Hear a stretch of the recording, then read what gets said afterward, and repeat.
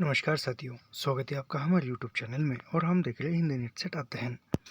जैसे कि हम देख रहे हैं इकाई 10 और इकाई 10 में क्या भूलूं क्या याद करूं आत्मकथा देख रहे थे। और क्या भूलूं क्या याद करूं आत्मकथा में हमने कल के भाग में देखा था कि जो बुद्धि और बुद्धि के प्रति राजकिशोर यह जो है यहाँ रह रहे थे और वह राजकिशोर व्हीलर कंपनी में काम कर रहे थे और आगे जाकर उनकी मृत्यु हो जाती है। यहाँ तक हमने देखा था और इसके आगे आप देखेंगे। यह सब कुछ हम निःशुल्क पढ़ाते हैं और निःशुल्क अध्ययन करने के लिए हमारे चैनल को सब्सक्राइब कीजिए, लाइक कीजिए और शेयर करना मत भूलिए। कुछ दिनों बाद ही चल बसे कौन वो बुद्धि के पति जो है उसका निधन हो चुका था, राजकिशोर का। बुद्धि अकेले रह नहीं सकती थी, यानी बुद्धि अकेले रह नहीं सकती थी और जेठ जेठानी के यहाँ जाने को तैयार नहीं हुई, यानी अपने ससुराल जाने को वह तैयार नहीं हुई। महारानी ने अपनी विधवा बेटी को अपने पास रखने का, यानी हमारे घर में रहने का प्रस्ताव मेरे पिताजी के सामने रखा, यानी बुद्धि भी यही रहेगी ऐसा प्रस्ताव रखा। मंगल पंडित की वाचा सत्य सिद्ध हुई। पिताजी बुद्धि के स्वभाव से परिचित थे। उन्होंने बुद्धि को अपने घर रखने से इनकार कर दिया, यानी वो घर रखने से इनकार कर दिया बुद्धि को, प्रताप नारायण ने। शायद इस आशा से कि वे लाचार होकर अपनी ससुराल चली जाएगी। उस समय तक उसके देवर भी अपनी पढ़ाई समाप्त कर नौकरी चाकरी से लग गए थे, यानी बुद्धि के देवर जो थे वह भी नौकरी कर रहे थे और दोनों भाइयों के बीच एक विधवा का भरण पोषण कर सकना उनके लिए कठिन न था, यानी दोनों भाई नौकरी कर रहे थे तो एक विधवा आसान से रह सकती थी। पर प्रताप नारायण की आर्थिक समस्या कुछ वेतन वृद्धि के बावजूद अभी तक सुलझी न थी। बुद्धि के पति ने कुछ दूरदर्शिता से अपना जान बीमा कर लिया था, यानी जीवन बीमा किया था। बुद्धि के पति ने जीवन बीमा निकाला था, उसका नाम क्या है, यहाँ पर पढ़ा था हमने, राजकिशोर ने। बुद्धि के पति जो है राजकिशोर ने, उसने अपना जान बीमा यानी जीवन बीमा निकाला था। याद रखिए, पूछा जा सकता है क्या भूलूं क्या याद करो आत्मकथा में जीवन बीमा या जान बीमा कौन निकालता है, तो राजकिशोर निकालता है। उसके रुपए मिले तो बुद्धि का दिमाग आसमान पर चढ़ गया, यानी उसके रुपए मिले तो बुद्धि के पास पैसा आ गया और दिमाग आसमान पर चढ़ गया। ससुराल न जाने की उनकी अकड़ ने और जोर पकड़ा। पिताजी फिर भी बुद्धि को अपने साथ रखने को तैयार न हुए। महारानी ने धमकी दी कि वली इस घर में न रहेगी तो क्या करेगी, यानी इस घर में न रहेगी। महारानी ने धमकी दी, इस घर में न रहेगी तो कहाँ रहेगी, और जब वे न रहेगी तो क्या उसकी माँ रहेगी। धमकी के पीछे महारानी के कहीं यह उम्मीद भी थी कि शायद अपनी पत्नी के अकेले पड़ जाने के भय से प्रताप नारायण सबको साथ रखने को झुक जाएंगे, पर प्रताप नारायण न झुके, यानी प्रताप नारायण झुके नहीं। और एक दिन महारानी अपनी माँ को लेकर बुद्धि के साथ रहने को चली गई। महारानी गई विरोध में, नाराजगी से, राधा गई संकोच में, लाचारी से। फिर कभी इस ड्योढ़ी पर पाँव न रखने की प्रतिज्ञा कर घर से निकलते समय महारानी ने गुस्से में शाप दिया, ये घर डीह हो जाए, यानी ये घर डीह हो जाए। राधा ने महारानी का मुंह पकड़ लिया। जब हमारा घर सड़क में आ गया और गिराया जाने लगा, तब न राधा रह गई थी न महारानी, पर महारानी का श्राप, ये श्राप बहुत को याद था, यानी महारानी ने जो श्राप दिया था वह बहुत लोगों को याद था। और जब घर घर ढहा कर मलबे का ढेर कर दिया गया, तब मैंने कई योग के मुँह से यह बात सुनी थी कि महारानी कोनी कुगली में तोहे मुँह से कोई बात निकसी रही ही सच्चे, यानी तुम्हारे लोग कह रहे थे कि महारानी से मुंह से जो बात निकलती थी वह सच हुई। जब समय बीतने पर आपसी तनाव कम हो गया तो पिताजी कुछ रुपए मानसिक राधा और महारानी को देने लगे और उन्होंने स्वीकार भी कर लिया कि उन्हें अपनी रोटी के लिए बेटी का ऋण न होना पड़े। राधा ने तो अपने लिए एक छोटा सा घर भी अलग किराए पर ले लिया। पास के मंदिरों के लिए आरती बत्ती बटकर भी वे नानी माँ बेटी काफ़ी पैसे कमा रहे थे, जो मंदिर के लिए जो बाती है बेचकर। सूरसती अब अपने बड़े से मकान में एकदम अकेली पड़ गई। प्रताप नारायण सवेरे 9 बजे से पहले दफ्तर के लिए रवाना हो जाते और रात बड़ी देर लौटते। सुरसती दिन भर अपने को गृहस्थी के कामकाज में लगाए रखती। पर संध्या को जैसे ही अंधेरा छाता, घर काटने को दौड़ता, वे सरे शाम ही खाना बना लेती और एक दीवट पर कड़ू तेल के दिए के उजाले में ना रामायण खोलकर बैठ जाती थी। यानी सुरसती जब घर में अकेले रहती तो रामायण की किताब पढ़ती थी, याद रखिए। तब बाजती रहती जब तक प्रताप नारायण दफ्तर से लौटकर कुंडी न खड़खड़ाते। सुरसती के दो बच्चे होकर उतर उतर गए। घर उन्हें मनहूस लगने लगा। वे अक्सर अपने पति से कहती, इस घर में कुत्ता बिल्ली पालो तो वे भी मर जाते हैं। यानी वह सुरसती के दो बच्चे हुए थे लेकिन वो मर गए, तो वो कहती कि इस घर में कुत्ता बिल्ली पालो तो भी वो मर जाएंगे, बाल बच्चे इसमें क्या जिएंगे। पर इस निशान में आशा की एक किरण फूटी। सुरसती की तीसरी संतान एक कन्या थी। यानी सुरसती को तीसरी संतान के रूप में एक कन्या हुई जिसका नाम भगवान देई रखा। यानी सुरसती को एक तीसरी नंबर की कन्या हुई, लड़की हुई, उसका नाम भगवान देई रखा गया। वे जन्म से ही दुर्बल थी, धीमे धीमे बोलती थी। बचपन में उनसे जब कई बार बात पूछी जाती तब वे एक शब्द मुन से जवाब देती। उनका पुकारने का नाम ही मुनमुन रख दिया गया। जिसके बाद सुरसती के दो बच्चे और हुए, पर दोनों ही अल्पजीवी रही। यानी वो दो बच्चे भी और हुए लेकिन वो उनकी भी मृत्यु हो गई। मैं अपने माता पिता की छठी संतान था। यानी लेखक हरिवंश राय बच्चन जो थे अपने माता पिता की छठवीं संतान थे, याद रखिए। छठी संतान था। मेरा जन्म 27 नवंबर 1907 को हुआ। यानी हरिवंश राय बच्चन का जन्म कब हुआ? 27 नवंबर 1907 को हुआ, याद रखिए। 27 नवंबर 1907 को हरिवंश राय जन्म हुआ और 1907 में महादेवी वर्मा का भी जन्म है, याद रखिए। भगवान देई मुझसे 7 वर्ष बड़ी थी। यानी भगवान देई जो थी वह लेखक से 7 वर्ष बड़ी थी। मेरा नाम हरिवंश रखा गया। घर पर मुझे बच्चन नाम से पुकारा जाता। हरिवंश नाम रखने का एक विशेष कारण था, ऐसा मुझे लड़कपन में बताया था। जब भगवान देई के बाद होने वाले दो बच्चे अल्प आयु में ही चल बसे, तब पंडित रामचरण शुक्ल ने प्रताप नारायण को यह सलाह दी कि अब मेरी माता गर्भवती हो तब वे हरिवंश पुराण सुने। यानी हरिवंश राय बच्चन का नाम हरिवंश ही क्यों रखा? क्योंकि पंडित रामचरण शुक्ल ने प्रताप नारायण को बताया था कि जब तुम्हारी पत्नी गर्भवती हुए तो वह हरिवंश पुराण का पुराण सुने, तो उसके आधार पर ही लेखक का नाम हरिवंश रखा गया। शुक्ल जी की बात मेरे पिता के लिए वेद वाक्य होती थी। पिताजी को प्रातःकाल तो समय मिलता न था। वे बेगर खाने पिए दफ्तर चले जाते, दिन भर व्रत रखते। मेरी माताजी भी रखती। जब संध्या को दफ्तर से लौटते शुक्ल जी ने उन्हें अपने लेन देन वाले अतिरिक्त कार्य से थोड़े दिनों के लिए छुट्टी दे दी थी। तब कई घंटे पति पत्नी गांठ जोड़कर परिवार के पुरोहित से हरिवंश पुराण की कथा सुनते। पुत्रप्रद संतान गोपाल यंत्र की पूजा करते। यानी हरिवंश पुराण सुनते और किस यंत्र की पूजा करते? पुत्रप्रद संतान गोपाल यंत्र की पूजा करते। यहाँ पर पंक्तियाँ है, देवकी सुत गोविंद वासुदेव जगतपते देही दे तनय कृष्ण तामह शरणगत। श्लोक का 108 जाप करते। यानी इस श्लोक का 108 बार जाप करते और तत्पश्चात आधी रात को पारायण करते। पुरोहित जी ने कथा सुनाने और पूजा कराने के लिए 1000 रुपये की दक्षिणा मांगी थी। यानी पुरोहित ने वह हरिवंश की कथा सुनाने और पूजा करने के लिए 1000 रुपये की दक्षिणा मांगी थी, याद रखिए। पिताजी के पास इतना धन एक साथ देने की समाई न थी। अनुष्ठान की समाप्ति पर उन्होंने एक पूंजी पर धनराशि लिखकर पुरोहित जी को समर्पित कर दी और प्रति मास 10 रुपया उनको देते रहे। यानी वो 1000 रुपये का कैसे चुकाते रहे? प्रति माह 10 रुपये दे देकर वह चुकाते रहे। जब मैं 8-9 वर्ष का हो गया तब जाकर पिताजी इस संकल्प पर उनसे ऊण हुए। यानी जब लेखक की उम्र 8-9 वर्ष की हुई तब वह 1000 रुपया चुका गया, क्योंकि 10-10 के 100 नोट जब होते हैं तब 1000 होता है।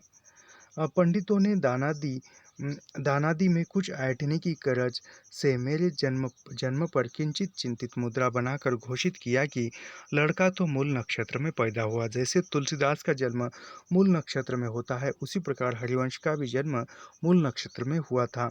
कहा जाता है कि मूल नक्षत्र में जन्मा पुत्र पिता के लिए घातक होता है। पंडितों ने उस कुप्रभाव के निराकरण के उपाय भी निकाल लिए। मेरे पिता ने अपने ज्योतिष के एक किंचित ज्ञान से यह सिद्ध कर दिया कि मैं मूल नक्षत्र में नहीं पैदा हुआ, शायद हुआ ही हूँ। जन्म का बिल्कुल ठीक समय कौन देखता है? घड़ियाँ भी कहाँ ठीक होती है। सुनते हैं कुछ पलों के अंदर से भी ग्रहों में अंतर पड़ जाता है। लोकानुभव ने मूल नक्षत्र में जन्मे मुहूले का एक दूसरा ही प्रभाव देखा है कि वह उपद्रवी अथवा उत्पादी होता है। मुरहा और जहाँ तक मेरा संबंध है, शायद ज्योतिष विद्या से लोकानुभव अधिक सच्चा साबित हुआ है। पितृघातक तो मैं नहीं हुआ, यानी पिता को घातक नहीं हुए, पर मुरहाई मैंने कम नहीं की। और न जाने कितनी बार मेरे नाते रिश्तेदारों ने शायद ठीक ही मुझे मुरहा कहा होगा। जब मुझे शब्दों की कुछ झलक कुछ समझ आई और मैं थोड़ा बहुत उनसे कौतुक करने लगा, तो मैंने मूल का एक और ही अर्थ निकाला। हाँ, मैं मूल नक्षत्र में अवश्य पैदा हुआ हूँगा। तभी तो जीवन और सृजन दोनों क्षेत्रों में कुछ मौलिक करने की ओर मेरा आग्रह है। ये इम्पोर्टेंट कथन है, याद रखिए। हाँ, मैं मूल नक्षत्र में अवश्य पैदा हुआ हूँगा, तभी तो जीवन और सृजन दोनों क्षेत्रों में कुछ मौलिक करने की ओर मेरा आग्रह है। ये हरिवंशराय बच्चन का कथन है, याद रखिए। अब मैं गाऊँ तो मेरा कंठ शोर न दबे औरों के शोर से, जीऊँ तो मेरे जीवन की औरों से हो अलग रवानी। यानी जीऊँ तो सबसे अलग होकर जीऊँ मैं। अतीत की ओर देखता हूँ तो पाता हूँ कि इस अर्थ में मूल नक्षत्र का मुझ पर कम असर नहीं रहा। पिताजी नाहक परेशान थे। बहरहाल जब पंडितों ने देखा कि मेरे पिताजी भी ज्योतिष में कुछ दखल रखते हैं, तो उन्होंने दूसरा जन्म पत्र प्रस्तुत किया और उसमें शायद मेरे पिताजी को खुश करने के लिए कई उच्च ग्रह डाल दिए। यानी जब प्रताप नारायण भी ज्योतिष विद्या जानते थे, यह जब पंडितों को पता चला, तब उन्होंने दूसरा जन्म पत्र जन्म कुंडली बनाई। अतिथि अच्छी, मेरा जन्म पत्र है। मुझे ज्योतिष का क ख ग भी नहीं मालूम, यानी लेखक को ज्योतिष शास्त्र का कुछ ज्ञान नहीं था। अच्छा बुरा जैसा उसे समय समय कुसमय राधा मेरी माता और अब मेरी पत्नी ज्योतिषियों के दिखलाकर और उनकी गणना के अनुसार ग्रह दशा का प्रभाव सुनकर अशंकित आश्वस्त संतुष्ट अथवा प्रफुल्ल होती रही है। कौतूहलवश कभी कभी मैंने भी उनकी भविष्यवाणियाँ सुनी है, कभी अर्ध संदेह से, कभी अर्ध विश्वास से, क्योंकि कभी कभी उनकी बताई बातें किसी अंश में सच भी निकली है। तेजी जी मेरे बारे में सब अच्छी बातों में विश्वास करने के लिए बड़ी जल्दी तैयार हो जाती है, पर इस संबंध में शायद मेरी माता जी का दृष्टिकोण अधिक व्यवहारिक था। वे कहती थी, यानी लेखक की माता जी कहती थी कि जब रानी का भाग जगता है तो उनको नौखला हार मिलता है, और जब नौकरानी का, तब उसे तिलरी मिलती है। यानी जब रानी का भाग्य खुलता है, तब उसको नौलखा हार मिलता है, और जब नौकरानी का भाग्य खुलता है, तब उसको तिलरी मिलती है। कच्ची मोतियों की 3 लड़की माला। मेरे होने और जीने के लिए मेरी माता ने और भी बहुत से दाय उपाय टोटके दामन आदि किए। वे सहज विश्वासी थी। जो भी उनसे जो कहता उसको वे मानने के लिए तुरंत तैयार हो जाती। अपने घर में किसी की ईमानी बीमारी में वे वैद्य हकीम की दवा के साथ खरखोदवा, ओझाई, झाड़ू फूँक सभी कुछ एक साथ कराती। कुछ न कुछ तो लगेगा ही। मेरे जन्म के पूर्व मोहल्ले की किसी बड़ी बूढ़ी ने उन्हें सलाह दी थी कि तुम्हारे लड़के नहीं जीते तो आप जब लड़का हो तो उसे किसी चमारिन धमारिन के हाथ में बेच देना। यानी एक महिला ने कहा था, जैसे तुलसीदास का जन्म मूल नक्षत्र में हुआ था, यह हमने मानस का हंस उपन्यास पढ़ते हैं तो पता चलता है। तो वह उस उपन्यास में उसको भी चमारिन पार्वती के पास दिया जाता है। तो उसी प्रकार एक महिला ने कहा था लेखक की माँ को, जब तुम्हें लड़का होगा तो उसको चमारिन धमारिन के हाथ भेज देना। और मन से उसे पराया समझकर पालन पोषण करना, यानी मन से वो लड़का तुम्हारा नहीं उसी का है, उस चमारिन का है, ऐसा समझकर पालना।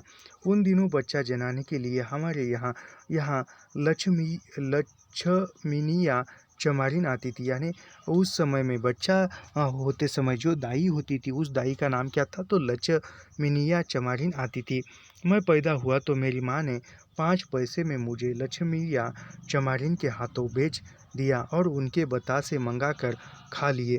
कहते हैं साल भर पहले लक्ष्मीनिया का अपना एकमात्र लड़का कुछ महीने का होकर गुजर गया था और उसका दूध सूख गया था। पर जैसे ही उसने मुझे अपनी गोद लिया उसकी छाती गहराई और उसने उसने बाहर दिन उसने 12 दिन तक मुझे अपना दूध पिलाया, यानी लेखक को उस लक्ष्मीनी या चमारी ने कितने दिनों तक अपना दूध पिलाया, 12 दिनों तक पिलाया।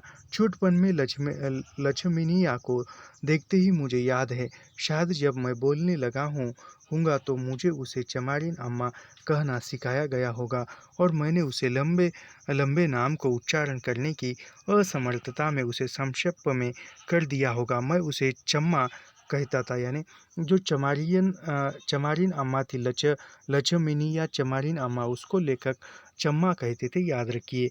अपनी माँ को अम्मा आमा चम्मा मझोले कद की इकहरे बदन की स्त्री थी।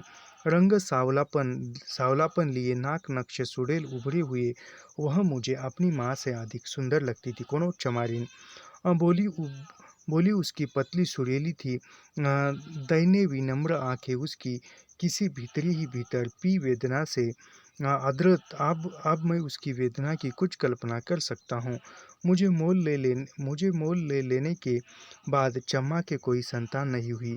उसके मन में कहीं यह बात तो नहीं बैठ गई थी कि उसमें 5 पैसे में अपनी निसंतानता खरीदी थी, ने 5 पैसे में खरीदा था, याद रखिए लेखक को। किसी रूप में मैं यदि उसकी वत्सलता का कोई आधार हो सकता था तो एक मैं उसका होकर भी कितना न उसका।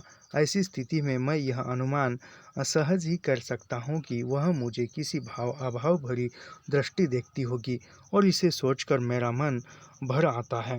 एक तस्वीर मेरी आंखों के सामने है, यानी लेखक की आंखों के सामने एक तस्वीर और आती है। इसीलिए जो लेखक लिख रहे हैं तो लेखक को बातें याद आ रही है और क्या लिखूँ, क्या जो भी याद आता है तो उसके आधार पर ही नाम रखा है कि क्या भूलूँ क्या याद करूँ। एक तस्वीर मेरी आंखों के सामने है। मेरा जन्मदिन है। 5 प्रकार के अन्न 5 रंगी छूहू टोकरियों में भरकर आंगन में रख दिए गए हैं। लेखक के जन्मदिन में 5 प्रकार के अन्न जो है टोकरियों में भरकर आंगन में रखी है।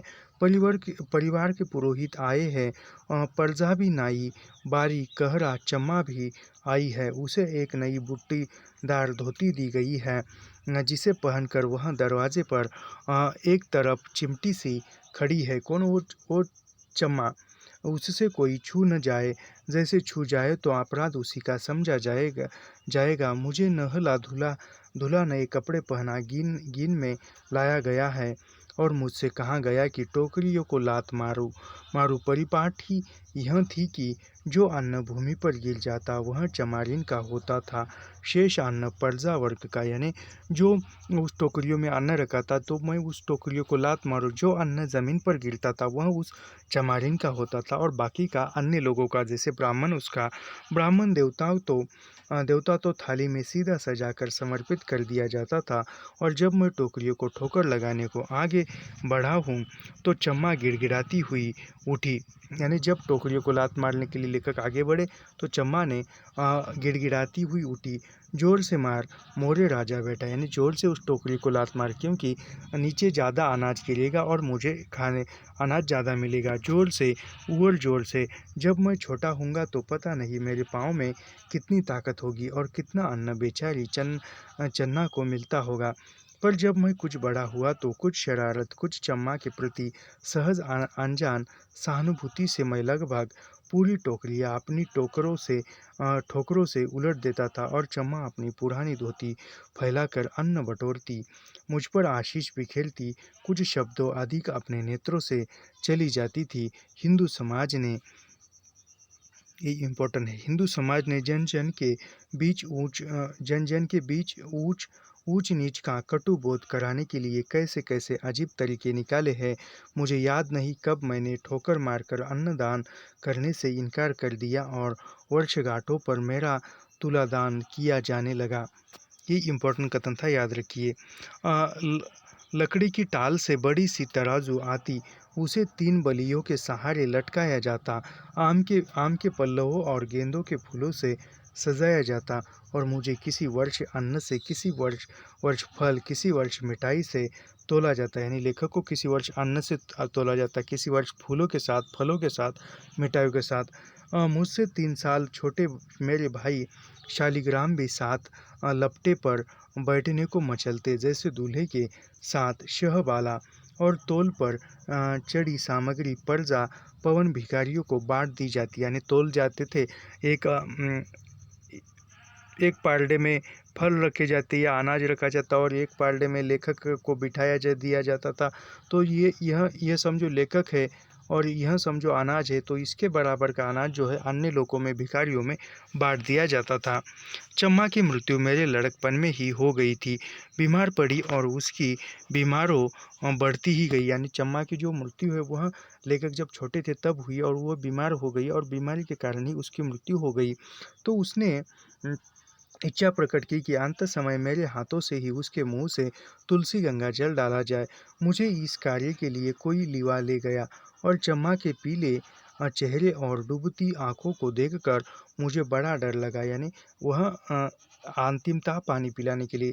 दूसरे दिन चम्मा की आरती उठी तो किसी ने मुझे कमर से उठाकर मेरा कंधा उसकी अस्थि से छुआ दिया और राम राम नाम सत्य है कहते हुए उसके भाई बंद उसे लेकर चले गए। चम्मा की शायद सबसे पहले मौत थी जो मैंने अपनी आंखों से देखी। यानी लेखक ने सबसे पहली मौत किसकी देखी थी अपनी आंखों से? तो चम्मा की देखी थी, याद रखिए।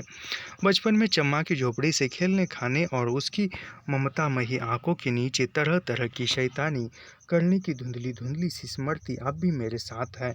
और जब अपने उभरते यौवन के दिनों में आर्य समाज के अछूतो उद्धार और बात को गांधी जी के हरिजन आंदोलन के साथ मेरी सहानुभूति जगी, तो मुझे इस बात पर गर्व होता था कि मेरी तो एक माँ ही चम्मा थी। यानी लेखक को गर्व होता है कि मेरी भी एक माँ चमारिन थी।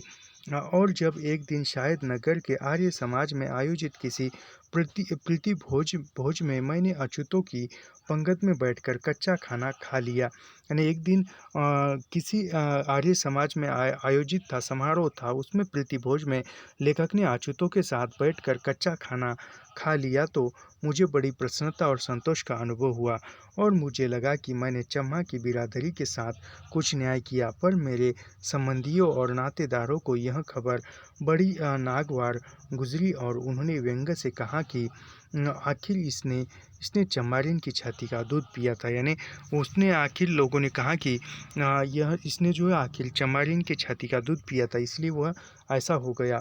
उस संसार का कुछ असर होना ही था। यह संस्कार का प्रभाव था कि देश के समाज सुधारक नेताओं के उपदेशों का कि मेरे अपने ही मानवतावादी उदार विचारों का कि मेरे मन से बहुत पहले ही अछूतों को अछूत समझने की बात बिल्कुल उठ गई थी। यानी लेखक अछूत को अछूत नहीं समझते थे। जब स्वतंत्र रूप से मेरा अपना घर हुआ तो अक्सर चमार ही मेरे खाना बनाने वाले रहे। यानी जब लेखक का खुद का घर हुआ तो घर में रसोई खाने में जो रसोइया था वह चमार ही था। मुझे आश्चर्य और क्रोध तो तब होता जब घर की कहारिन चमार के कुए बर्तनों को मांजने से इनकार कर देती। हिंदू समाज तंत्र में अछूतोपन की भी दर श्रेणियाँ हैं। यानी हिंदू समाज में भी अछूत की श्रेणियाँ हैं। आजकल एक जमादार की लड़की कमला मेरे घर में काम करती है। यानी याद रखिए, आजकल यानी एक जमादार की लड़की जो है लेखक के घर में, हरिवंश राय बच्चन के घर में कमला नामक जो है एक लड़की है, काम करती है, नौकरानी ने, याद रखिए, पूछा जा सकता है। मेरे घर में काम करती है और कभी कभी खाना भी बनाती है। मुझे लगता है मेरे पूर्वजों ने अछूतों का अपमान करके जो पाप किया था उसका एक यते किंचित प्रायश्चित मैं कर रहा हूँ। सामाजिक स्तर पर कोई सुधार हो जिसके इसके पूर्व व्यक्ति को निर्भीकता और साहस के साथ आगे बढ़ाना होगा। इधर मैं सोचने लगा हूँ कि अछूतों के साथ या उनके हाथ का खाना पीना अथवा उनके लिए मंदिरों का द्वार खोल देना केवल रूमानी औपचारिकताएं अथवा प्रदर्शन है। समाज में उनको समाज में उनको अपना यथोचित स्थान तभी मिलेगा जब उनमें शिक्षा का व्यापक प्रचार होगा। यानी समाज में सही स्थान कब मिलेगा अछूतों को, दलितों को? जब उनको शिक्षा दी जाएगी, शिक्षा का व्यापक प्रचार हो और उनका आर्थिक स्तर ऊपर उठे। साथ ही जाति की श्रृंखला को ऊपर से नीचे तक टूटना नहीं तो ढीली होना होगा। जाति की जड़ अर्थहीन और हानिकारक रूढ़ियों से निम्न वर्ग के लोग उतरते ही जड़ते हैं।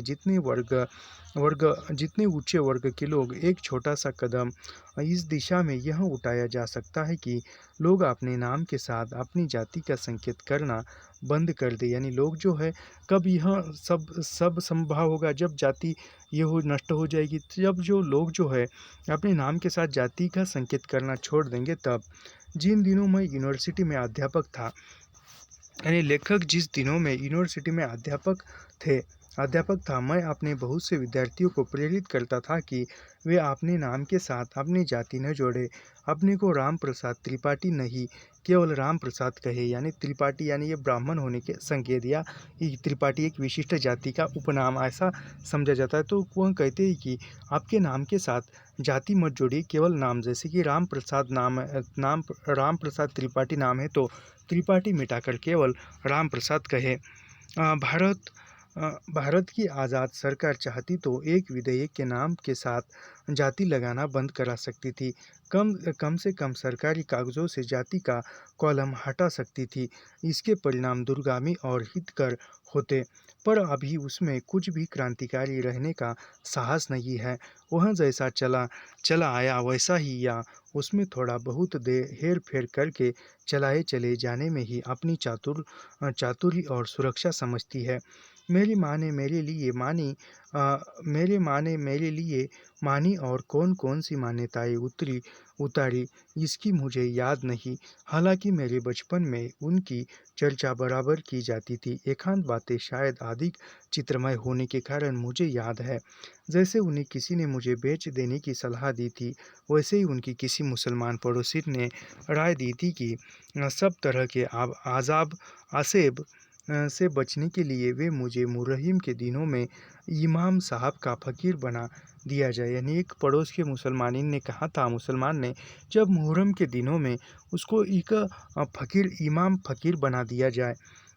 हर साल मुहर्रम की 9वीं तारीख को मुझे नया सफ़ेद पायजामा और हरे रंग की कफनी पहनाई जाती। जनेऊ की तरह दोनों कंधों पर पीली लाल कलाई की माला डाली जाती।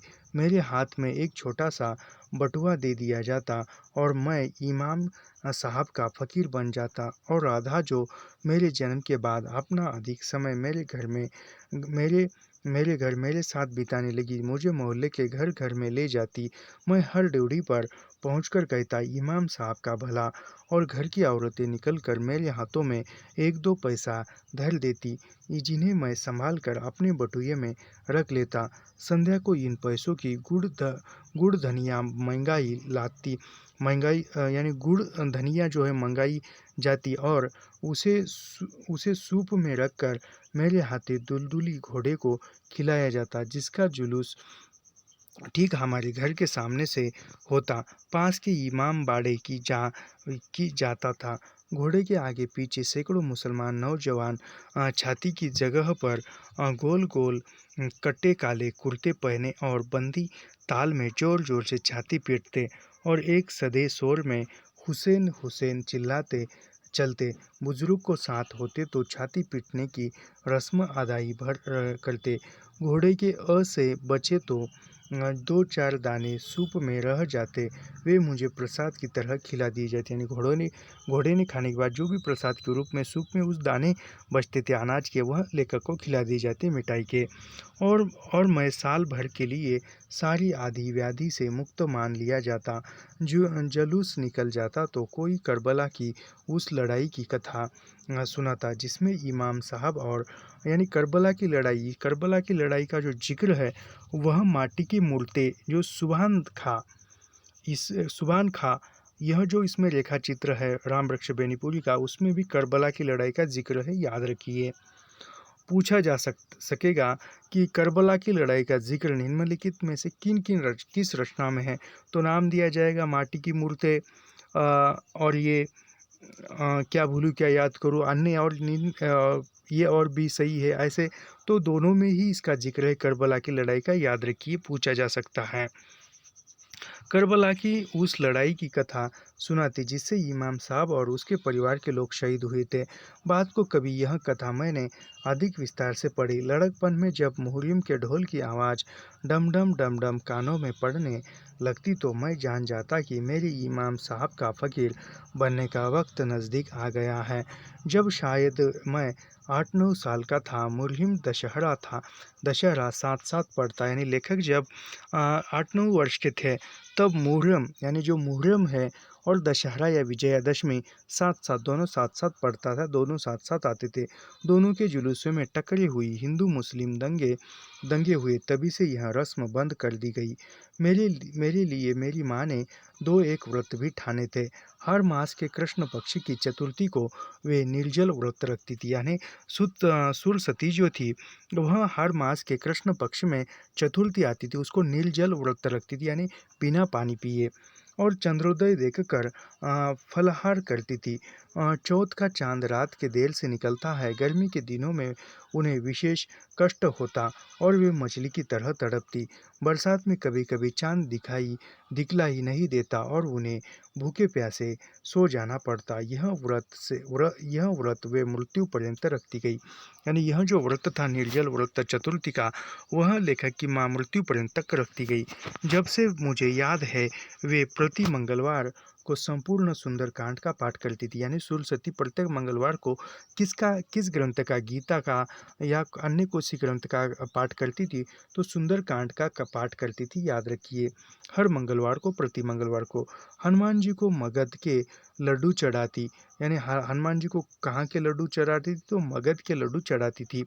दिन में केवल एक बार बगैर नमक के भोजन करती, यानी दिन में एक बार बगैर नमक के बिल्कुल बिना नमक का भोजन करती थी, और मुझे जब प्रसाद देती तब सुंदरकांड की एक अर्धाली कहकर मेरे सिर पर हाथ रखती, यानी जब लेखक को प्रसाद देती थी लेखक की मासूर सती और तब वह सुंदरकांड की एक अर्धाली कहकर देती थी। वह अर्धाली कौन सी है, यहाँ पर देखते हैं। अजर अमर गुण निधि सुत होहु कबहु बहुत रघुनायक छोहु, यह अर्धाली सुनाकर वह प्रसाद देती थी। और छुटपन में मुझे इन पंक्तियों से अधिक सार्थक तो लड्डू ही लगता था। छोटे थे लेखक लड्डू पाकर ही खुश हो जाते थे। बड़े होने पर जब पाठ सुनते सुनते कांड की बहुत सी चौपाइयाँ कानों में बस गई थी और उनका कुछ कुछ अर्थ भी समझ में आने लगा था, मात्र मैं अधिक प्रसाद पाने के लिए मैं एक विनोद करता। जैसे ही उनकी आशीष आशीष वाली अर्धाली समाप्त होती, मैं कह देता, सुनहु मातो मोहु अतिशय भूखा, यानी माता सुनो मैं अतिशय भूखा हूँ, और माँ 1-2 लड्डू और मेरे हाथों में रख देती, क्योंकि लेखक छोटे थे। किसी समय सुंदरकांड आदि गंभीरता से पढ़ते हुए मुझे यह स्थल बहुत मार्मिक लगता और हनुमान के सर्वथा विहीन और राम कृपा निर्भर चरित्र की एक बड़ी मनोज्ञ झांकी मिली। सीता माता के आशीष और उस पर हनुमान की प्रतिक्रिया से संबंध कुछ पंक्तियाँ उद्धृत करना चाहूँगा, यानी सीता और जो हनुमान की संवाद है उस पर पंक्तियाँ जो है सुंदरकांड में वह सीता और हनुमान का संवाद है। होहु तात बलशील निधाना अजर अमर गुण निधि सुत होहु करहु बहुतु खु नायक छोहु करहु कृपा प्रभु सुनि काना निर्भर प्रेम मगन हनुमाना बार बार नाये सी पद सीसा बोला बच्चन जोरी कर कीसा अब कृत कृत्य भयेहु मैं माता आशीष तब अमोद बिख्या था, सुनहु मातो मोही अतिशय भूखा, लागी देखी सुंदर फल रूखा। यानी जब रावण के वन में, रावण के वन का नाम मुझे याद नहीं आ रहा है, लेकिन रावण के वन में जब सीता माता कैद करके रखी थी रावण में, जब उसको देखने के लिए हनुमान जाते तो हनुमान कहते वो रावण के बगिया के फल देख कर के कहते कि मैं बहुत भूखा हूँ, फल खा सकता हूँ क्या। तो फिर उस पर ये आर्दाली, ये जो छंद था वह सुनाया था। सीता जी ने 3 बातों के लिए हनुमान को आशीष दिया है, यानी सीता जी ने 3 बातों के लिए हनुमान जी को आशीष दिया, आशीर्वाद दिया। बलशील निधान हो, अजर अमर गुण निधि हो, यानी तुम बलशाली हो और बलशाली हो, अजर अमर यानी हमेशा तुम अमर और गुण निधि हो, गुणवान हो, और रघुनायक उन्हें बहुत छोह कर, यानी रघुनायक यानी राम के नायक। पर हनुमान को तो केवल राम कृपा चाहिए। पहली 2 बातों को जैसे उन्होंने सुना नहीं, यानी पहली 2 बातों को सुना नहीं, केवल वहाँ राम कृपा चाहिए उन पर। फिर से उन यहाँ पर पंक्तियाँ हैं, करहु कृपा प्रभु अस सुनी काना, निर्भर प्रेम मगन हनुमाना। वे जानते हैं कि सीता माता ने आशीष दे दिया है, तो उन्हें बलशील, निधान, गुणनिध और अजर अमर तो होना ही पड़ेगा। यानी सीता ने आशीर्वाद दिया है तो वह अवश्य ही मिलेगा, बल मिलेगा, बल निधान मिलेगा, गुण निधान मिलेगा और अमर मिलेगा, अजर अमर हो जाऊंगा, क्योंकि उनका आशीष अमोद है। यानी सीता का आशीष जो है वह अमोद यानी अमोल है। आशीष तब अमोद विख्यात था, पर जैसे इस वरदान का बोझ हनुमान की विनम्रता के लिए बड़ा भारी पड़ रहा है। जो अमर अमर है, उसे भूख प्यास कैसी इतना बड़ा वरदान पाकर भूख प्यास को कुछ देर के लिए गायब हो जाना चाहता। यानी सीता माँ ने इतना बड़ा वरदान दिया और वह सीता माँ का वरदान आशीर्वाद पाकर भूख प्यास जो है कुछ देर के लिए मिट गई। लेकिन इसके पूर्व की ये विशेष उनके अह को कहीं भी सहलाए वे उन्हें बड़ी आतुरता के से झाड़कर अपने सहज लघु साधारण रूप के प्रति सचेत हो जाते हैं। जिसके लिए अंगद ने रावण से कहा, यानी अंगद ने रावण से क्या कहा, कसरे सठ हनुमान कपि के, केवल कपि की स्वाभाविकता और दीनता से कहते हैं, सुनहु मातु मोहि अतिशय भूखा, लागी देखी सुंदर फल रूखा। यानी माता सुनो, मैं अतिशय भूखा हूँ और इधर बगिया में जो है अतिशय सुंदर फल दिख रहे हैं। हनुमान के चरित्र की यह विशेषता तुलसीदास ने यहाँ जिस सूक्ष्मता से दिखाई गई, यानी सुंदरकांड में दिखाई है, रामचरितमानस में, पता नहीं किसी का ध्यान उसकी ओर गया है या नहीं। लड़कपन में बार बार यह सुनते सुनते मेरे माता पिता के हरिवंश पुराण सुनने से मेरा जन्म हुआ। यानी बचपन में लेखक के माता पिता से सुना है कि लेखक का जन्म जो है हरिवंश पुराण सुनने से हुआ। किसी समय मेरे मन में कौतूहल जागा कि देखूं तो इस पुराण में क्या है। गो उसके श्रवण और मेरे जन्म के बीच किसी अनिवार्य संबंध के प्रति संदेह भी मेरे अंदर उठ चुका था। यानी बाद में पता चला, लेखक के मन में लालसा जगी कि उस हरिवंश पुराण में क्या है देखो। कारण यह था कि मेरे एकमात्र मामा जी श्री विंध्येश्वरी प्रसाद समय क्रम में अपनी पढ़ाई जैसे तैसे समाप्त करके शायद मेरे पिताजी की सिफारिश से ही पायनियर प्रेस में क्लर्की करने लगे थे। यानी वह विंध्येश्वरी प्रसाद जो है, विंध्येश्वरी प्रसाद लेखक के मामा थे। एक मैं प्रश्न पूछना चाहता हूँ, जैसे मैंने कल ही परसों के वीडियो में पढ़ा है या कल के वीडियो में पढ़ा है, मुझे याद नहीं, शायद परसों के वीडियो में पढ़ा है, लेकिन कल मैंने उसका जिक्र किया था। तो सुरसती के पिता का नाम क्या है? सुरसती के पिता का नाम क्या है? और विंध्येश्वरी प्रसाद, ये तो सुरसती के भाई है, लेकिन सुरसती के पिता का नाम तथा हरिवंशराय बच्चन के नाना का नाम क्या है? आप यह कमेंट बॉक्स में बताइए। फिर वह प्रताप नारायण की सिफारिश पर पायनियर प्रेस में क्लर्की यानी जो लिपिक के काम में लग गए थे। कौन? विंध्येश्वरी प्रसाद। उन्हें विवाहित हुए भी कई वर्ष बीत गए थे, पर उनके कोई संतान नहीं थी। यानी उसका विवाह हो गया था विंध्येश्वरी प्रसाद का, लेकिन कोई संतान नहीं थी। उन्होंने बहन बहनोई के प्रयोग से प्रेरणा ली, नगद दक्षिण देकर हरिवंश पुराण की कथा सुनी। यानी नगद दक्षिणा देकर, यानी प्रताप नारायण और सुरसती की प्रेरणा लेकर हरिवंश पुराण कथा सुनने की प्रेरणा किसने ली? तो विंदेश्वरी प्रसाद ने ली है, याद रखिए, पूछा जा सकता है। नगद दक्षिणा देकर हरिवंश पुराण की कथा सुनी, पर उनको पुत्र लाभ न हुआ। पुत्री हुई जो जन्म के कुछ घंटे बाद ही मर गई, यानी पुत्र नहीं हुआ और पुत्री हुई। पहले के ज़माने में जैसे कि हमने देखा कि बहुत सारी बच्चों का जो है मृत्यु हुआ है यहाँ पर। तो पहले के ज़माने में जो भी औषधीय कमी होगी, जो भी वैद्यकीय कमी के कारण हुआ होगा,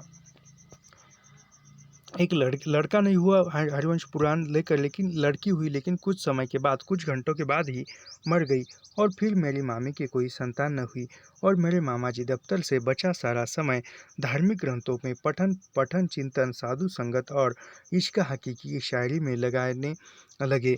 फारसी, संस्कृत, उर्दू, हिंदी और अंग्रेजी में उनकी साधारण गति थी, पर उनमें प्राप्त धार्मिक ग्रंथों का एक अच्छा पुस्तकालय उन्होंने अपने चारों ओर सजा लिया था और उन्हीं में रमे रहते। तो हरिवंश पुराण पढ़ने की बात तो रही गई। पुराण संस्कृत में था, यानी हरिवंश पुराण जो था वह संस्कृत भाषा में था और अपनी गति संस्कृत में कभी ऐसी ऐसी नहीं थी बिना टीका के कुछ पल्ले पढ़ सके। यानी हरिवंश बच्चन कहते कि हरिवंश पुराण जो था वह संस्कृत में था, इसलिए वो पढ़ न सके और संस्कृत कुछ समझ में नहीं आती थी। अलबत्ता अनुवाद एक बार पढ़ लूँ तो मूल से भी कुछ अर्थ ही झलक मुझे मिलने लगी थी और संस्कृत के ध्वनि लय सौंदर्य का आनंद भी मैं कुछ ले सकता था। यह इच्छा मेरी जाकर 1958 में पूरी हुई। यानी 1958 में लेखक ने हरिवंश पुराण जब संस्कृत में पढ़ा और उसकी कुछ अनुवाद था वह पढ़ा था हुई। जब मैंने कई हरिवंश पुराण के भाषा अनुवाद का विज्ञापन देखा, मंगवाया और पूरा पढ़ा, जगह जगह पर निशान लगाए। जैसा कि पुस्तकों को पढ़ते समय मैं अक्सर कहता हूँ, प्रति अब भी मेरे पुस्तकालय में है। इस श्री हरिवंश पुराण भाषा संपूर्ण के अनुवादक पंडित गंगाधर शर्मा, यानी हरिवंश पुराण का अनुवाद किसने किया था और लेखक ने जो अनुवादित किताब पढ़ी थी कौन सी हरिवंश पुराण की, वो इसका अनुवाद पंडित गंगाधर शर्मा ने किया था। इसका प्रथम संस्करण सन 1954 में श्री तेज कुमार बुक डेपो लखनऊ द्वारा प्रकाशित किया गया था। पुराण को मैंने किसी रोचक उपन्यास की तरह पढ़ा। हरिवंश पुराण महाभारत का खिल अथवा परिशिष्ट माना जाता है। ये इम्पोर्टेंट है, याद रखिए। हरिवंश पुराण जो है, हरिवंश पुराण महाभारत का खिल अथवा परिशिष्ट माना जाता है, याद रखिए। इसमें श्री कृष्ण के चरित्र का विशेष वर्णन है। यानी हरिवंश पुराण में किसके चरित्र का वर्णन है? राम के, लक्ष्मण के, रावण के। तो इसमें जो है कृष्ण के इसका चरित्र का वर्णन है हरिवंश पुराण में, याद रखिए। मूल कथा से हटकर विषयांतरों का अनुपातहीन बाहुल्य होने पर भी श्री कृष्ण का श्रृंखला बुद्धा वृत्तांत उसमें नहीं दिया जा सका। संभवतः इसी कमी को पूरा करने के लिए मैं हरिवंश की रचना हुई, पर पृष्ठभूमि के रूप में सृष्टि के उद्भव से लेकर वृषि वंश की कृष्णा के वंश के प्रादुर्भाव तक की कथा भी कही गई है। इसे पढ़े लगभग 10 वर्ष हो गए हैं। हिंदू गाथा के नाम से हम जो कुछ भी संस्कार, श्रवण, स्वाध्याय से संग्रह करते हैं वह सब इसमें है। साथ ही यह बात विशेषकर स्मृति में अटकी है कि इस पुराण में इतने प्रख्यात वंशों, महावंशों की वंशावलियों का वर्णन है कि सुनते सुनते अपने वंश वृद्धि की कामना अथवा उसके लिए इच्छा बल किसी में जागृत हो जाता हो। कोई आश्चर्य नहीं, पुराण के प्रभाव के संबंध में इसे मेरी मनोवैज्ञानिक व्याख्या दाह में ले गई है। समझता हूँ कहीं दृढ़ आस्था भी होनी चाहिए, जो मेरे माता पिता में निश्चय ही रही होगी। विश्वास के आधार से विश्वासी की धारणा को मैं आज भी अधिक महत्व देता हूँ। पुराण पढ़ते समय की कुछ और बातें याद आ गई। यानी पुराण पढ़ते समय जो कौन सा पुराण, हरिवंश पुराण, यानी हरिवंश राय बच्चन ने निम्नलिखित में से कौन सा पुराण पढ़ा था, तो नाम दिए जाएंगे, तो उसमें से हरिवंश पुराण पढ़ा था, याद रखिए। कहीं कहीं लगा कि उसकी प्रतिध्वनियाँ जैसे पहले कालिदास या तुलसीदास में सुन चुका हूँ। निश्चय ही यह दोनों कवि व्यापक स्वाध्यायी और सुरुचिपूर्ण है। कौन? कालिदास और तुलसीदास। संग्रहित तुलसी के वर्षा वर्णन की अर्धाली, यानी तुलसीदास की जो वर्षा बारिश की वर्णन करने वाली अर्धाली है, वह दादुर दादुर धुनी चहु और सुहाई, वेद पढ़ही जिमि पटु सुमदाई।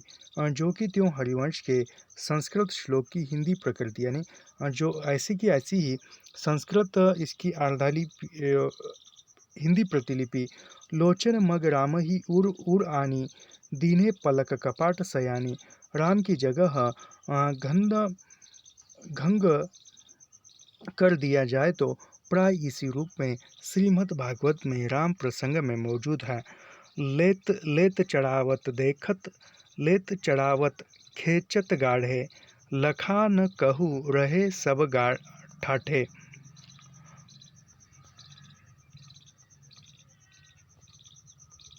लगभग इसी लहजे में अर्जुन के बाण चलाने पर महाभारत में कहा गया है। तुलसीदास ने इसका प्रयोग धनुज धनुप भंग के प्रसंग में किया है। यानी किसके बाण चलाने का प्रसंग तुलसीदास ने धनुप भंग के प्रसंग में किया है, तो अर्जुन के बाण चलाने का। तुलसी के काव्य का विशेषकर मानस का बहुत बड़ा अंश नाना पुराण निगमागम की प्रतिध्वनि है।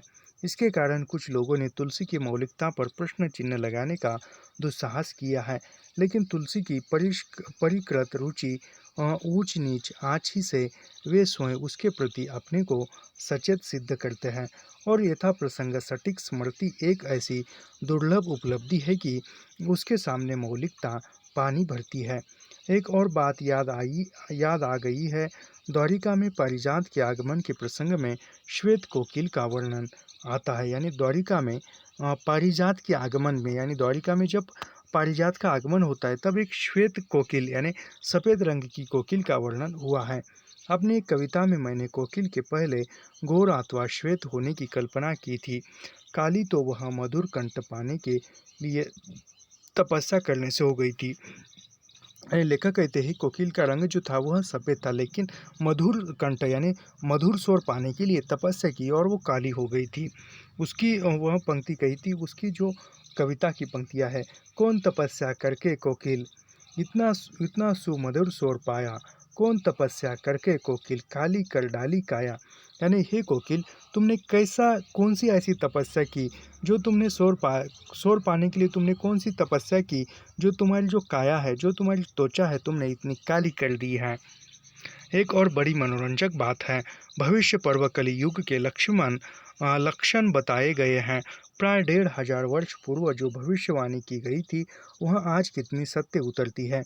एक वाक्य यह भी है, कली का कोई भी मनुष्य ऐसा न होगा जो कविता न करे। यानी एक वाक्य ऐसा था उसमें, कली का यानी जो वर्तमान समय में ऐसा मनुष्य होगा जो कविता न कर सके।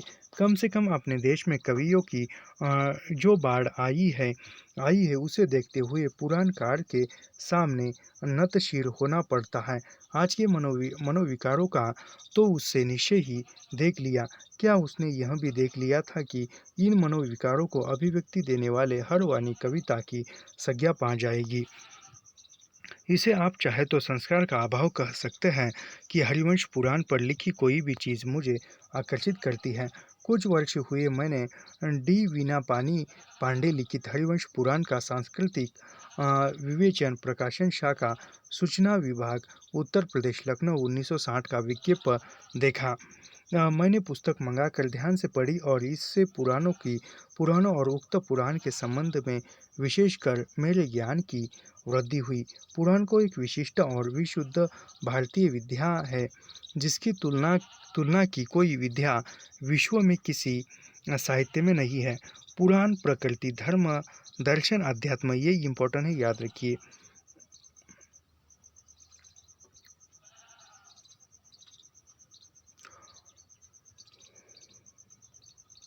पुराण एक विशिष्ट और विशुद्ध भारतीय विधा है। यानी पुराण एक भारतीय विशिष्ट और विशुद्ध एक विधा है।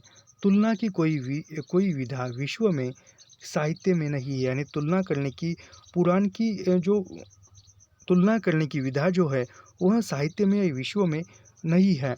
पुराण प्रकृति धर्म, यानी पुराण जो है प्रकृति धर्म, दर्शन, अध्यात्म, ज्ञान, विज्ञान, कला, संस्कृति, नीति, इतिहास, कर्मकांड, व्यावहारिक जीवन, भूत, भविष्यत, वर्तमान, सब पर एक साथ समयक और नियंत्रक दृष्टि रख कर लिखे गए। यानी पुराण में जो है, पुराण जो है प्रकृति, धर्म, दर्शन, अध्यात्म, ज्ञान, विज्ञान, कला, संस्कृति, नीति, इतिहास, कर्मकांड, व्यावहारिक जीवन, भूत, भविष्य, वर्तमान, सब पर सात समय यानी समान नियंत्रक दृष्टि रख कर लिखे गए हैं। इतने अश्वों अश्वों को एकमात्र शब्द की चाबुक से साधने वाली सारथी को मैं कवि कवि मर्मनिशी ही कहना चाहूँगा। वास्तव में पुराण उच्च कोटि के प्रतीकात्मक काव्य की ही है। यानी ये इम्पोर्टेंट कथन है, याद रखिए, पूछा जा सकता है। वास्तव में पुराण उच्च कोटि के प्रतीकात्मक काव्य ही है। यानी पुराण जो है उच्च कोटि का प्रतीकात्मक काव्य है। ये किसका कथन है? तो हरिवंश राय बच्चन का है, याद रखिए। और यो युगों से अपने अर्थों को प्रकट करते और गुप्त रखते चले आए हैं और युगों तक चले आएंगे। मैंने सुना है कि एक जैन हरिवंश पुराण भी है। यानी एक जैन हरिवंश पुराण है। शायद उनका हिंदी अनुवाद भी प्रकाशित हो चुका है। कभी देखूंगा। मेरे एक जैन मित्र ने मुझे बताया था। पता नहीं कहाँ तक ठीक है कि जैन पुराण के अनुसार श्री कृष्ण नरक में है। यानी किस पुराण के अनुसार श्री कृष्ण नरक में है? तो जैन पुराण के अनुसार। मुझे याद आया कि दाते ने अपनी डिज़ाइन कमेटी क्या कैटो 28 में हज़रत मोहम्मद में कोई भी नरक में डाल दिया है, किसी मुसलमान को दिखला दिया जाए तो वह डिज़ाइन कमेटी के चितड़े कर डाले। पर हिंदू सहिष्णुता जैनियों की इस अनुदार कल्पना को शायद विनोद से अधिक महत्व नहीं देगी।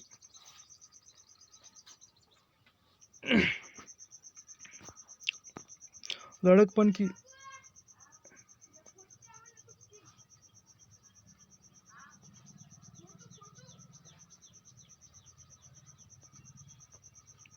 लड़कपन के दिनों की याद करता हूँ तो अपने चचेरे और सगे भाई बहनों के बीच अपने को मध्यस्थ की स्थिति में पाता हूँ। यानी जब लेखक आप बचपन की याद करते हैं तो अपने चचेरे भाई बहनों के बीच खुद को मध्यस्थ की स्थिति में पाते हैं।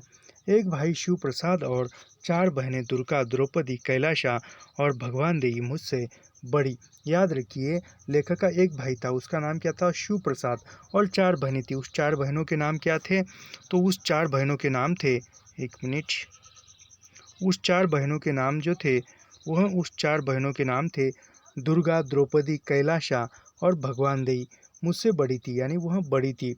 और भाई ठाकुर प्रसाद, शालिग्राम और चार बहनें पत्तो, राजकुमारी, बिटोला और शैल कुमारी मुझसे छोटी थी। याद रखिए, यहाँ पर पूछा जा सकता है लेखक से जो चार बहनें थी, बड़ी बड़ी चार बहनें, उन चार बहनों का नाम था दुर्गा, द्रौपदी, कैलाशा और भगवान देई। यह लेखक से बड़ी थी।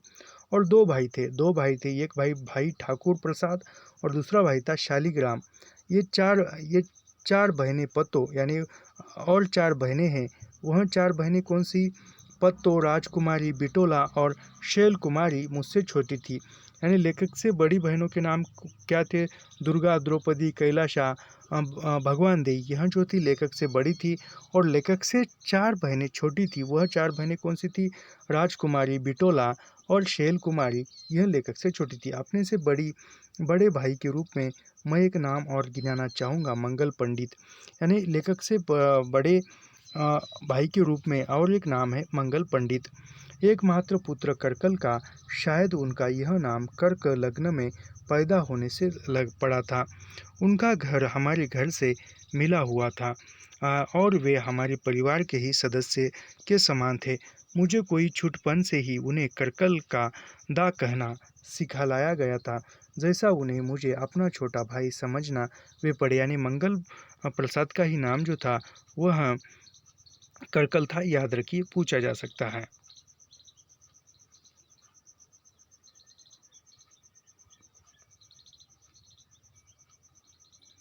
करकलदा कहना सिखलाया गया, जैसा उन्हें मुझे अपना छोटा भाई समझना। वे मुझसे 3 साढ़े 3 वर्ष बड़े होंगे। यानी करकल जो था लेखक से 3 साढ़े 3 वर्ष बड़े थे। इस निकटता का एक मार्मिक कारण था, मेरे पिता की एकमात्र बहन तुलसा की अचानक मृत्यु हो गई। यानी लेखक की पिता की एक बहन, यानी जो थी वह हरिवंशराय बच्चन की फूफा, वह उसकी अचानक मृत्यु हो गई थी। पिताजी उन्हें बहुत प्यार करते थे और यह दैवी आघात उनके लिए दुस्साहस दुस्सह हो गया, यानी बिना सहा। वे बहुत उदास रहने लगे। तुलसा हर वर्ष भैया दूज को अ, भैया दूज को ससुराल फफूंद से आकर अपने भाई का टीका करती थी। उसकी मृत्यु के बाद जो पहली भैया दूज पड़ी, उस दिन प्रताप नारायण की आंखों में अजस्त्र आश्रुधारा बह चली। मंगल पंडित की पत्नी, यानी मंगल पंडित, मैंने गलत बताया था। तो वो करकल जो था मंगल पंडित का लड़का था।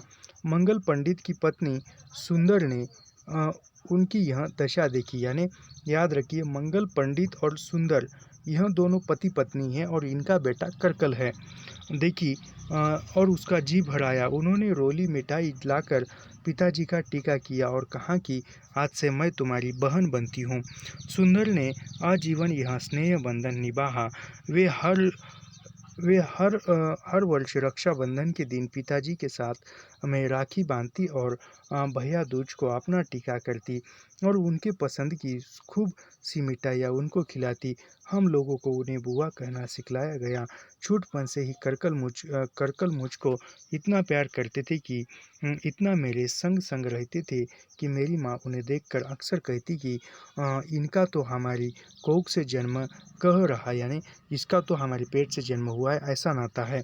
जब मंगल पंडित की मृत्यु हो गई तो प्रताप नारायण ने अपनी विधवा मुँहबोली बहन और पुत्र के ऊपर संरक्षण का हाथ रखा। यानी जब मंगल पंडित का, यानी करकल के पिता का मृत्यु हुई, तब उसकी मुँहबोली बहन सुंदर और करकल को संभालने का, संरक्षण का हाथ रखा।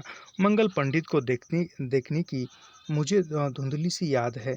जब वे रास्ते से निकलते, बच्चे उन्हें जय कृष्ण कहकर चिढ़ाते। वे बच्चों पर कृत्रिम क्रोध दिखाते, मारने को भी दौड़ते, गो मारते नहीं। वे कहते, क्या चोर का नाम लेते हो, माखन चोर, चील चील चोर, दिल चोर। वास्तव में बड़े कृष्ण भक्त थे, यानी करकल जो था वो कृष्ण भक्त था।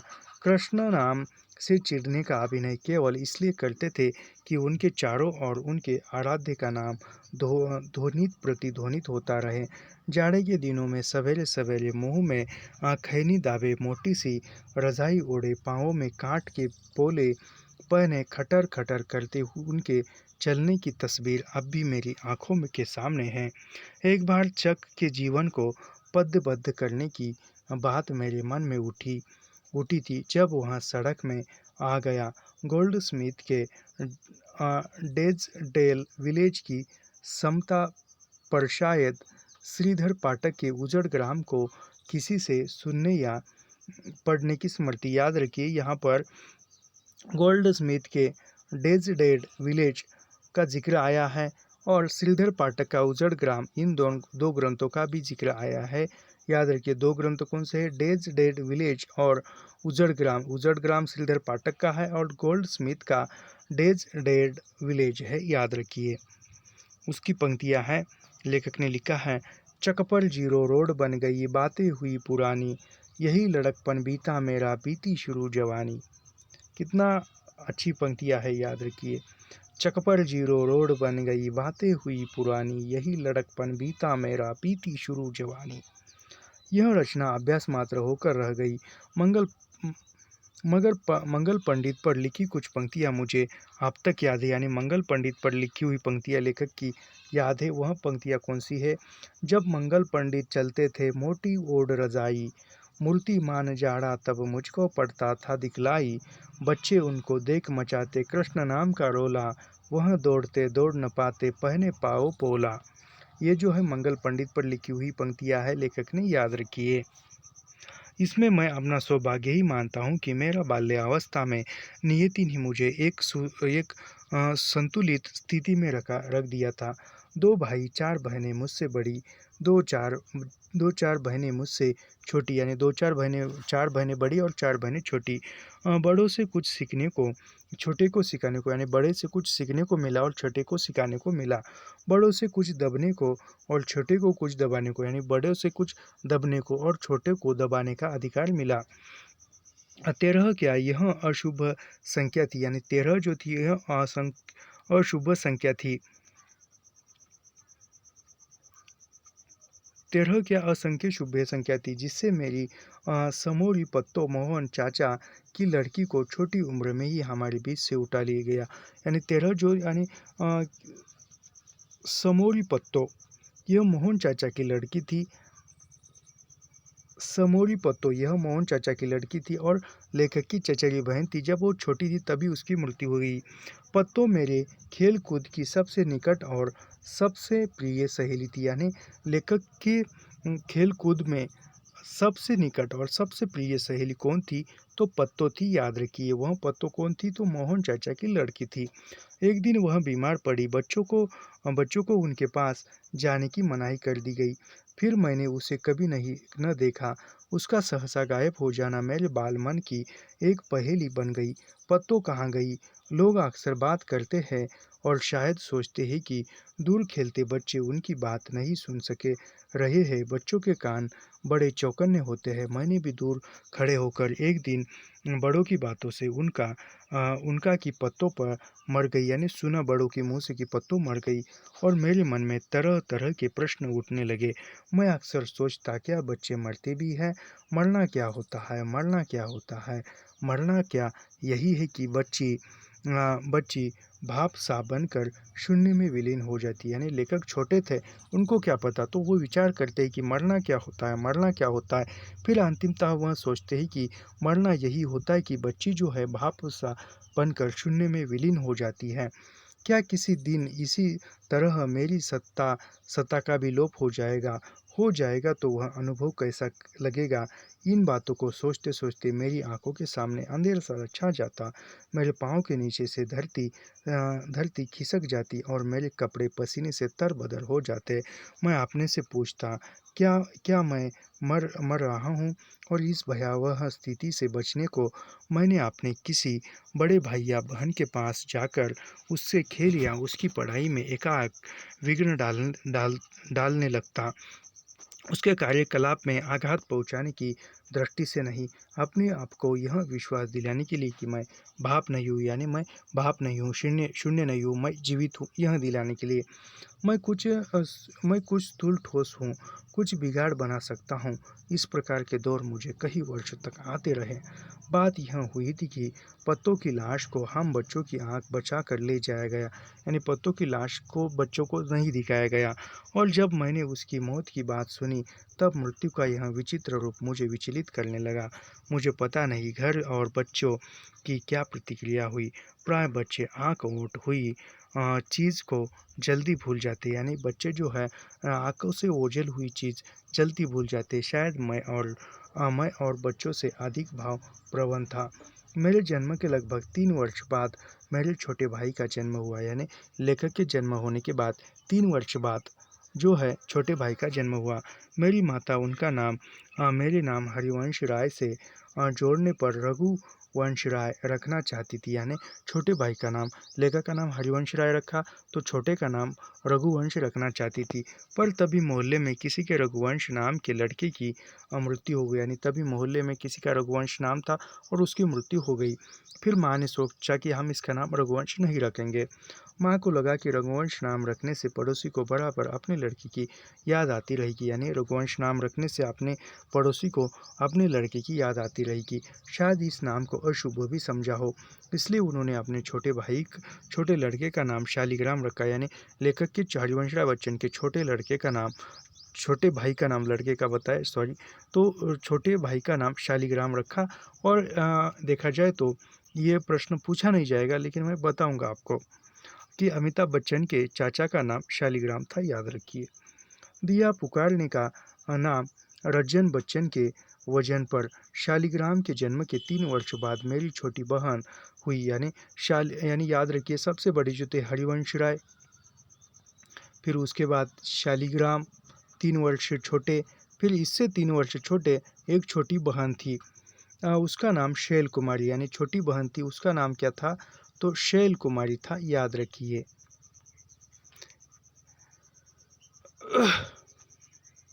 उसका नाम शैल कुमारी रखा गया। वह उसकी अंतिम संतान थी, यानी सूल सिद्दीकी या प्रताप नारायण की अंतिम संतान कौन थी? तो शैल कुमारी थी, याद रखिए। सदी के दूसरे शतक का चक बहुत बड़ा मोहल्ला नहीं था, न वही पूरी तरह शहर था, न पूरी तरह गांव।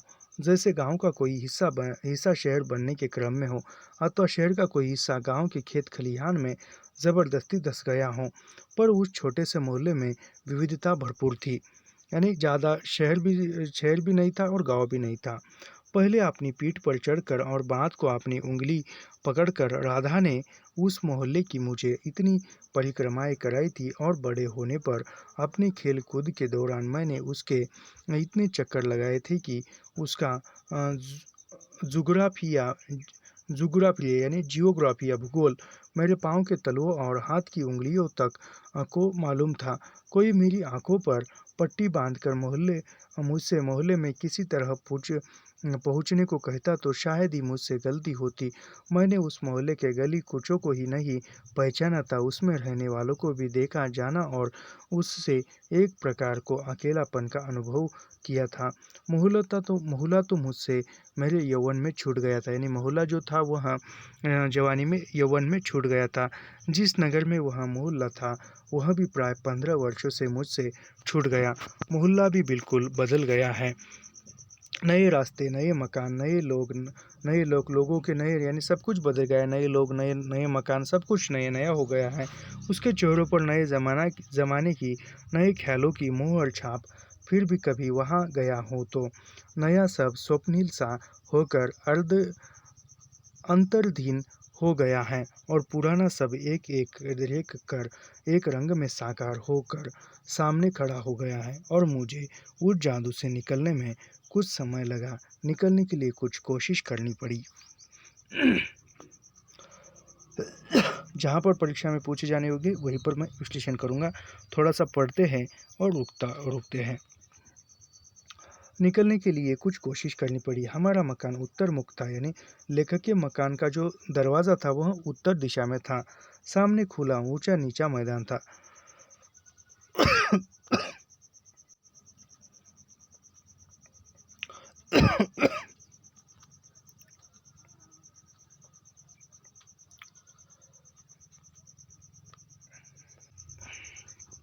आगे पढ़ना चाहता था, लेकिन खांसी के कारण मैं यहाँ पर रुकता हूँ। ऐसे ही अध्ययन करने के लिए हमारे चैनल को सब्सक्राइब कीजिए, लाइक कीजिए और शेयर करना मत भूलिए। मिलते हैं नेक्स्ट वीडियो में। धन्यवाद।